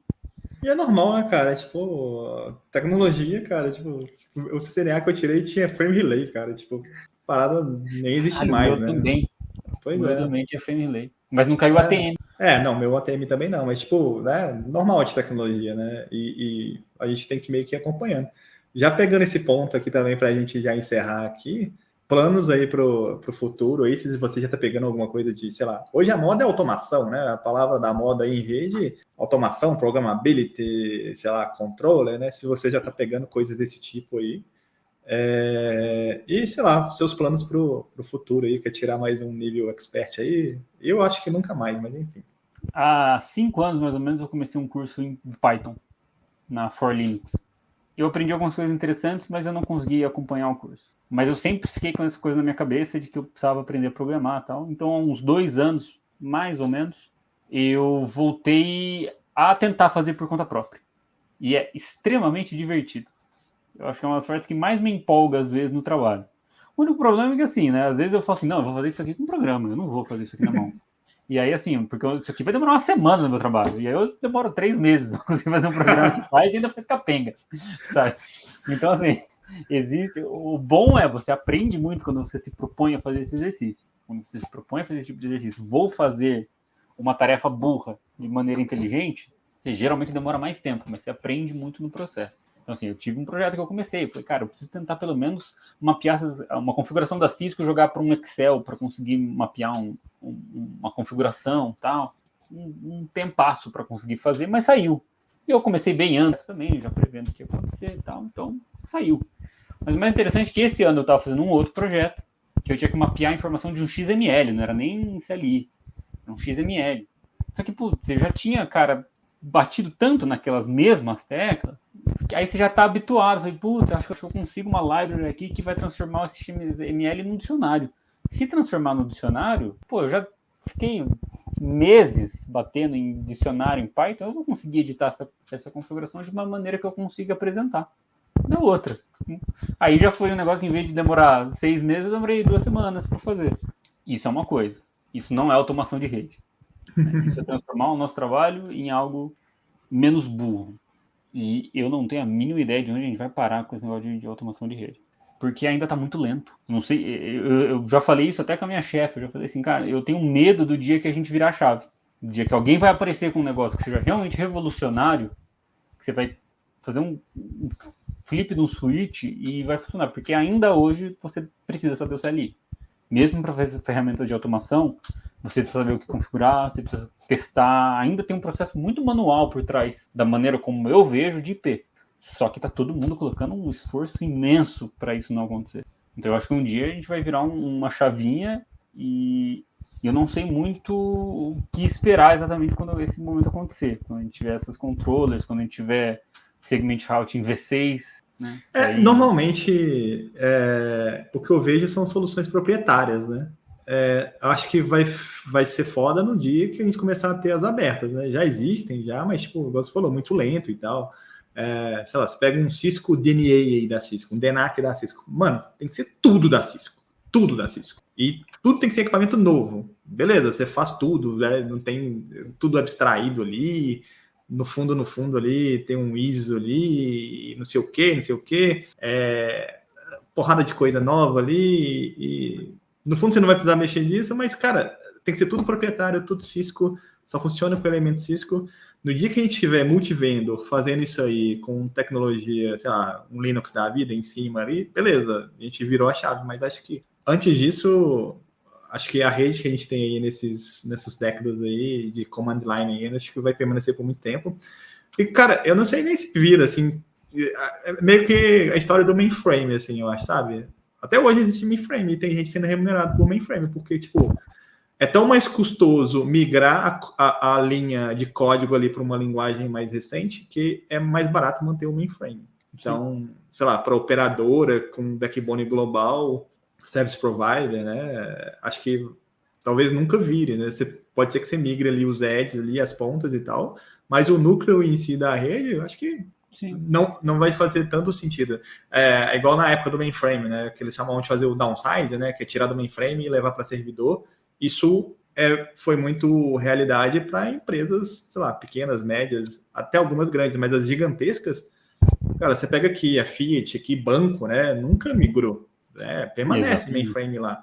Até bancos novos, você pega o Banco Inter, que é aqui de Belo Horizonte, né? Que é esse banco digital aí, mainframe, filho. Tipo, as paradas que rodam lá no backbone lá, rodam em mainframe, porque, cara, não faz sentido, né? É lógico que você não vai precisar de tanto profissional, mas os profissionais que sobrevivem a isso, eu tenho um cara lá no prédio, por exemplo, que o cara trabalha com mainframe. Ele era da IBM e agora ele tá trabalhando no Banco Inter, por exemplo. Aí eu falei, cara, você trabalha com o quê? Ele, com mainframe. Eu falei, porra, velho, você é dinossauro, né, velho? Falou, cara, tipo, não faz sentido migrar, sabe? Tipo, e vai ter aquela galera que não quer aprender, né, mainframe. Ninguém quer aprender mainframe, ninguém quer aprender as paradas ali de protocolo ali de mainframe, sabe? Ninguém quer. E aí você vai gerando esses gaps, assim, o cara começa a virar mosca branca. Acho que com rede convencional, assim, num futuro, sei lá, 10, 15, 20 anos aí, vai meio que acontecer isso, né? Tenho a mesma impressão também que você. Assim, vai demorar um pouco e muito do que está rolando, acho assim, quando a gente tiver segment routing, por exemplo, V6 rodando, que aí você simplifica muito toda a questão de automação, de TE, muda requerimentos, né, de memória, etc. Mas às vezes a gente fala assim, pô, a gente não tem nem IPv6 rodando ainda de uma maneira, né, estável, já acabou o IPv4 faz, sei lá, 2015 que foi oficialmente depletou oficialmente. Nem IPv6 está ainda assim. Eu olhei recentemente tráfego de IPv6 do Google, ainda não é nem mais que 50%. Se eu estiver falando besteira, alguém depois veio aqui, comenta aí e fala, mas não é nem mais que 5%, não chega a 50%. IPv6, que é algo que existe desde 1990 e pouco. Então, assim, como que a gente faz, né?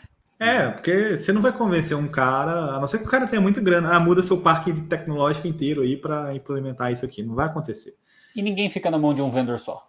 Quer dizer, eu conheço algumas empresas aí que já ficaram, né? Não sei se fica mais, mas, tipo, os caras, aquelas empresas que compram solução de PowerPoint aí, tem umas aí ainda, cara, tem algumas soluções aí. Os caras comprando o DNAC da Cisco aí para implantar na rede inteira. Né? Os cases de sucesso do PowerPoint. Aí você vai ver que os caras que implantaram falaram, nada funciona. Eu falei, então beleza. Cara, no PowerPoint tudo funciona. Tem um colega que fala isso, um amigo que fala isso. No PowerPoint, o PowerPoint aceita qualquer coisa. Mas, e muitas coisas eu fico pensando assim, que muitas vezes a gente, acho que você já deve ter feito isso, assim, vou fazer um projeto. Putz, esse projeto parece simples. Aqui, vamos fazer ali, tal. Na hora que você chega e vai fazer, começa a ir aquele monte de coelho, aquele monte de coisa que ninguém esperava, né? O problema lá do mapa território, cara. Tipo, no mapa tudo é bonitinho, velho. Quando você tá ali no chão ali, você fala, porra, agora fodeu. Cara, queria agradecer aí pelo seu tempo. Se você quiser falar alguma coisa aí para. Normalmente a galera que assiste aqui é a galera mais nova assim, a galera que tá começando na área, ou quer tirar a certificação, se você quiser, sei lá, encorajar a estudar ou não, ou seguir na área ou não, fica à vontade aí, cara. Estudar. Se você falar qualquer coisa também, sei lá, fazer propaganda, pode falar, microfone é aberto aí. Estudar, primeiro assim, leiam O Senhor dos Anéis, é o melhor livro que eu já li, eu já li uma cacetada de vez, de quando em quando eu releio. Você tá ligado que problematizaram Seus Anéis, né? É mesmo? Você não sabia? Não. Caralho! Porque tem uma onda aí agora. Cara, eu tô muito esquerdista mesmo, né? Falaram. Tamo engano. Falaram que O Senhor dos Anéis não tem nenhum personagem negro. são todos brancos, e os únicos negros que tem são os inimigos, que são os orcs. Mas também você pega o contexto histórico da parada, né? O cara escreveu um negócio em 1917, 18, né? Que, mano, todo mundo antissemita, todo mundo racista e todo mundo... Ninguém conhece nada, né, velho? Eu li uma vez um artigo de um cara falando sobre essa questão histórica, sobre o momento que a gente vive, o que isso tem de representatividade a médio prazo, o que isso tem de representatividade tipo, a longo prazo. Então isso acontece mesmo. Eu li os livros, inclusive alguns homens que são inimigos são os morenos, que escrevem na... Então são homens mesmo, não são nem os orcs, são os homens. E o Senhor do Escuro. Mas assim, a gente também tem uma discussão sobre isso recente, que eu acho que é importantíssima a gente fazer. Tem que fazer esse tipo de discussão. Porque o mundo é um mundo merda. E é um mundo racista, antissemita, e todo tipo de preconceito que existe no mundo. Sempre existiu e continua mesmo depois de tanto, né, de tanto desenvolvimento tecnológico, etc. Então, eu acho que a discussão é importante. Eu ainda não tiro o mérito de ser uma obra que eu li quando eu era criança mesmo, e reli várias vezes na minha vida. Então, em relação ao Senhor dos Anéis, leiam com a crítica na cabeça. Tá? Leiam pensando até nisso, eu acho que é importante. Tipo, eu já li.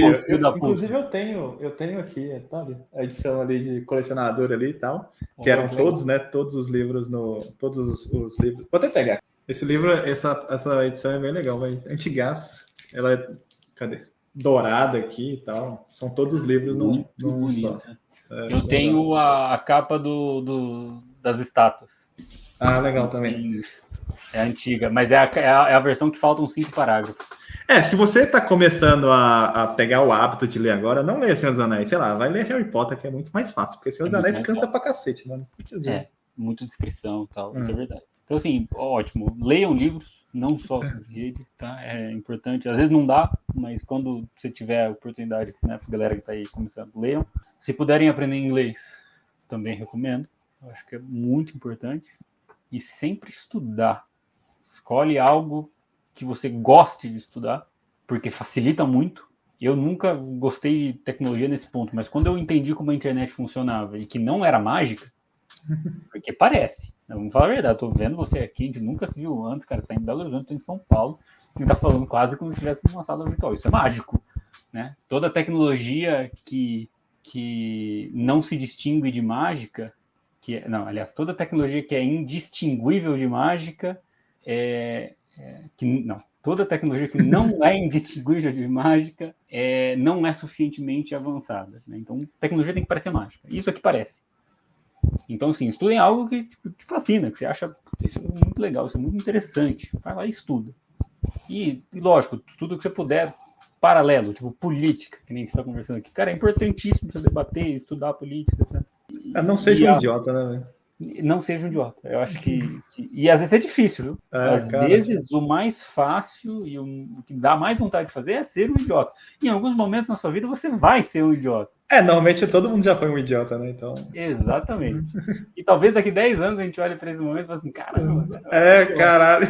Isso é evolução. A vida é assim e ainda bem que ela é assim.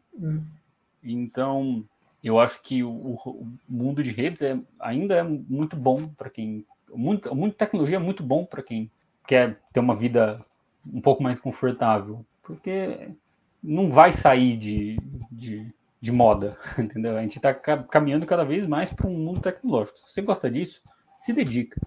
Aprende, descobre alguma coisa dentro do ramo que você gosta e estuda. Que isso eu acho que é a mágica da coisa. Que aí você vai aprendendo e aí as coisas acontecem quando você sabe do que está acontecendo. Ou quando você tem pelo menos uma ideia, porque tem vezes que não tem jeito de saber e aí é um caos. Dessas vezes é só botar aqui e volta pro cenário. Reza e buta. É isso aí. Cara, muito obrigado, cara. Eu também de nada, cara. Falei. Obrigado. Um papo super bacana. Não tenho 10 CCIs e não sou fã da Cisco Press. Uns caras muito foda, curti pra caramba a entrevista. Muito legal mesmo. Valeu, cara. Valeu aí pelo seu tempo.